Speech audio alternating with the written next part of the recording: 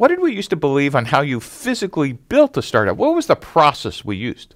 We used to build startups by managing processes. We said, well, hey, we understand how to build products.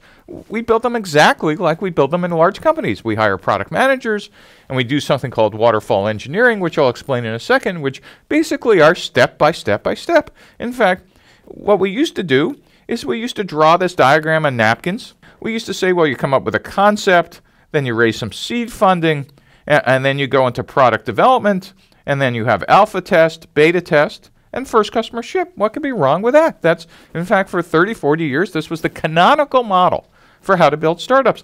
And we'd say marketing, well, we understand. While engineering is developing the product, marketing is creating all the marketing communications material and, hiring a PR agency and creating early buzz. And then for marketing, the world's most fun job was have the party. You get to create demand by having a launch event, and you think about branding. And your job really was to create end user demand and drive it into the potential sales channel.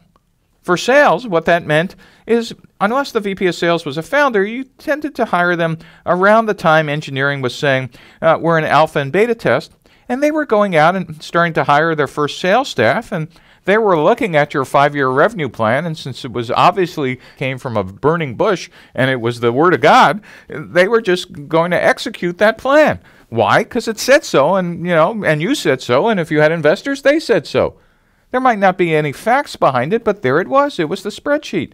And so they were building the sales organization. So again, at that first customer ship, if marketing was going to drive demand, they were just going to have a sales curve that took off because the revenue plan said so. The next piece was the biz dev group. And business development used to mean the group that put together all the deals to create the whole product, WHOLE. The whole product meant startups, just because of their size, are incapable of creating all the features and services, etc., that a mainstream customer might need. So why don't we hire business development people to do partnerships so at first customer ship, we could look like a large company for mainstream customers? The only fallacy in this is that you assume that your first customers are going to be in the mainstream. It turns out for most startups, your first customers are actually crazy people like you.